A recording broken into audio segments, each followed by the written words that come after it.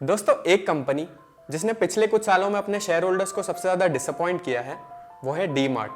पिछले 4 सालों में इस कंपनी ने अपने शेयर होल्डर्स को जीरो रिटर्न दिया है, जबकि अगर मैं उसी टाइम पीरियड में कंपनी के प्रॉफिट्स देखूं तो उसमें ऑलमोस्ट 2.5 टाइम्स का जंप देखने को मिला है। फाइनेंशियल ईयर 21 में जहां कंपनी के प्रॉफिट्स 1100 करोड़ के अराउंड थे, वही लास्ट फाइनेंशियल ईयर यानी फाइनेंशियल ईयर 25 में ये नंबर 2700 करोड़ को क्रॉस कर चुका है। और आपको पता ही होगा कि इस कंपनी के promoter one of the greatest investors of India mister Radha Kishan Damani है, लेकिन फिर भी आज ये शेयर 2021 के लेवल से नीचे ट्रेड कर रहा है। तो दोस्तों, आज के वीडियो में हम यही जानने की कोशिश करेंगे कि वो क्या मेजर रीजंस है जिसकी वजह से इस शेयर का इतना खराब परफॉर्मेंस रहा है, और साथ ही में वो क्या इंपॉर्टेंट स्टॉक मार्केट से जुड़े हुए लेसन्स है जो हम डी-मार्ट की केस स्टडी से सीख सकते हैं, वो जानने की कोशिश करेंगे। और एंड में कंपनी के वैल्यूएशंस के बारे में डिस्कस करेंगे, क्या ये स्टॉक अभी सस्ता लगता है या बहुत ही ज़्यादा ओवर वैल्यूड लगता है। लेकिन दोस्तों, वीडियो स्टार्ट करने से पहले मैं एक डिस्क्लेमर देना चाहता हूँ। ये वीडियो सिर्फ और सिर्फ एजुकेशनल और नॉलेज शेयरिंग पर्पस के लिए, प्लीज़ इसको एक इन्वेस्टमेंट एडवाइस की तरह मत देखना। मेरा नाम है अनमोल और आप सबका स्वागत है स्टॉइक वेल्थ की यूट्यूब चैनल पे, जहाँ पे हम लोग आपके लिए फाइनेंस को आसान बनाते हैं। दोस्तों, डी-मार्ट के शेयर की जो इतनी खराब परफॉर्मेंस रही है उसके पीछे 3 मेजर रीजंस है। पहला मेजर रीजन है स्लोइंग ग्रोथ। तो दोस्तों, पिछले कुछ सालों में डी-मार्ट के जो रेवेन्यूज और प्रॉफिट ग्रोथ है उसमें एक बहुत बड़ा स्लो डाउन देखने को मिला है। जैसे अगर मैं लास्ट 10 ईयर्स का डेटा देखूं तो 2015 से लेकर 2020 के बीच में इस कंपनी की जो रेवेन्यू ग्रोथ थी वो 31% के अराउंड थी और जो प्रॉफिट ग्रोथ थी वो 43% के अराउंड थी। लेकिन अगर मैं लास्ट 5 ईयर्स का डेटा देखूं यानी 2020 से लेकर 2025, तो इसमें जो रेवेन्यू ग्रोथ है उसमें एक स्लो डाउन देखने को मिला है जो कि सिर्फ 19% के अराउंड रही है, और जो इनकी प्रॉफिट ग्रोथ है वो तो 15.7% के अराउंड रही है। तो आप देख सकते हैं कि कैसे ये कंपनी जो एक टाइम पे 30% प्लस से ग्रो कर रही थी, आज उसकी ग्रोथ स्लो होके सिर्फ 18 to 20% के बीच आ गई है। सिमिलरली जो इनके जो स्टोर्स हैं, जो नए स्टोर्स ये ऐड कर रहे हैं, उसमें भी एक स्लो डाउन देखने को मिला है। डी-मार्ट के शेयर की इतनी खराब परफॉर्मेंस के पीछे दूसरा मेजर रीजन है राइजिंग कॉम्पिटिशन। अब दोस्तों, डी-मार्ट जो है वो ऑफलाइन में जियो मार्ट, विशाल मेगा मार्ट, इन सब से तो कम्पीट कर ही रहा है, लेकिन पिछले कुछ सालों में स्पेशली कोविड के बाद ये जो ऑनलाइन प्लेयर्स हैं जैसे ब्लिंकिट, जेप्टो, इंस्टामार्ट, इन सब से भी इसको कम्पीट करना पड़ रहा है। अब इसकी वजह से क्या हुआ है कि इनके रेवेन्यू ग्रोथ और प्रॉफिट ग्रोथ में एक डिक्लाइन देखने को मिला है। डी-मार्ट की मैनेजमेंट ने भी ये एडमिट किया कि ये जो ऑनलाइन प्लेयर्स हैं उनकी वजह से इनका जो मार्केट शेयर है वो कम हो रहा है। दोस्तों, डी-मार्ट जो है वो आज भी एक ऑफलाइन हैवी बिजनेस मॉडल को फॉलो करता है, जिसकी वजह से क्या हो रहा है कि जो डिजिटल बैटल चल रहा है इन सारी कंपनीज के बीच, उसमें डी-मार्ट पीछे होता जा रहा है।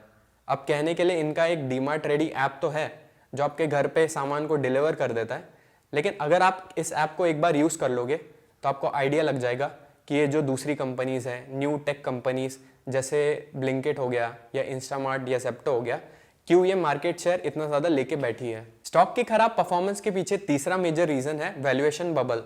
तो दोस्तों, क्या आपको पता है कि अक्टूबर 2021 में डी-मार्ट का जो प्राइस टू अर्निंग्स रेशियो है वो 300 के ऊपर था। तो आप खुद इमेजिन करके देखिए कि लोग 1 रुपये की अर्निंग के लिए उस कंपनी को 300 रुपये के वैल्यूएशन पे खरीदने के लिए रेडी थे। तो अब क्या हुआ कि जैसे कंपटीशन बढ़ा और उसकी अर्निंग्स में स्लो डाउन देखने को मिला, तो उसी हिसाब से कंपनी के वैल्यूएशन में एक डी रेटिंग देखने को मिली, और इसी वजह से कंपनी के प्रॉफिट्स 2.5 टाइम्स होने के बावजूद कंपनी का जो शेयर प्राइस है आज भी 2021 के लेवल के नीचे ट्रेड कर रहा है। अब दोस्तों, जो डी-मार्ट है वो एक काफ़ी एक्स्ट्राऑर्डिनरी कंपनी है। इसके प्रोमोटर भी one of the greatest investors हैं इंडिया के, और आप खुद सोच के देखिए कि इतने कैपिटल इंटेंसिव इंडस्ट्री में ये कंपनी इतनी ज़्यादा बड़ी हो पाई, वो भी बिना किसी डेट लिए। तो ये काफ़ी एक्स्ट्राऑर्डिनरी चीज़ है। लेकिन डी-मार्ट के केस से हमें एक इंपॉर्टेंट स्टॉक मार्केट लेसन मिलता है कि क्यों एक एक्स्ट्राऑर्डिनरी कंपनी का शेयर भी अगर हम बहुत ज़्यादा हाई वैल्यूएशन पे उसको खरीद लें तो वो एक खराब इन्वेस्टमेंट हो सकती है। दोस्तों, कई बार क्या होता है कि जो अच्छी कंपनीज होती है उनका शेयर प्राइस बहुत ज़्यादा भाग जाता है एज़ कम्पेयर टू कंपनी की अर्निंग्स। जैसे अगर मैं डी-मार्ट का ही एग्जांपल ले लूँ तो इस कंपनी का IPO आया था 2017 में और उसका प्राइस था 300 रुपये, लेकिन सिर्फ 4 साल में यानी 2021 तक ये शेयर 4,500 रुपये को क्रॉस कर चुका था। यानी सिर्फ 4 साल में इस कंपनी का जो शेयर प्राइस है वो 15 टाइम्स से जंप किया था। लेकिन उसी के कंपैरिजन में जो अर्निंग्स थी वो इतनी ज़्यादा नहीं बढ़ी थी, जिसकी वजह से ये कंपनी का जो शेयर है वो एक बबल टेरिटरी में पहुंच गया। अगर मैं करंट वैल्यूएशंस की भी बात करूं तो डीमार्ट का शेयर आज भी 100 के प्राइस टू अर्निंग्स रेशियो से ज़्यादा पे ट्रेड कर रहा है।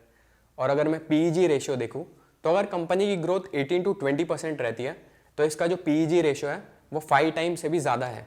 एक रूल ऑफ थंब जो आपको हमेशा ध्यान में रखना चाहिए वो ये कि अगर आप किसी भी कंपनी को 2.5 टाइम्स के पीईजी रेशियो से ज़्यादा पे खरीदते हैं, यानी अगर किसी कंपनी की ग्रोथ 20% है तो आप अगर उसको 50 के प्राइस टू अर्निंग्स रेशियो से ज़्यादा पे खरीद रहे हैं तो ये काफ़ी रिस्की हो सकता है, क्योंकि अगर उस सेक्टर में कंपटीशन बढ़ जाता है या कंपनी की अर्निंग्स ग्रोथ स्लो डाउन हो जाती है तब वो शेयर दिक्कत में आ सकता है और उसमें एक डी रेटिंग देखने को मिल सकती है। अगर यहाँ से डीमार्ट के शेयर में कोई री रेटिंग होनी है तो उसके लिए कंपनी की ग्रोथ का वापस आना बहुत ही ज़्यादा इंपॉर्टेंट है। इस वैल्यूएशन को जस्टिफाई करने के लिए डीमार्ट को एटलीस्ट 25 to 30% से ग्रो करना पड़ेगा, तब जाकर ये वैल्यूएशन सस्टेनेबल रह सकता है।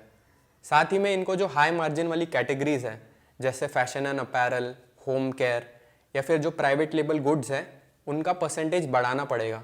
और दोस्तों डीमार्ट को अगर हाई ग्रोथ से ग्रो करना है तो वो सिर्फ ऑफलाइन बिजनेस के थ्रू होना मुश्किल है।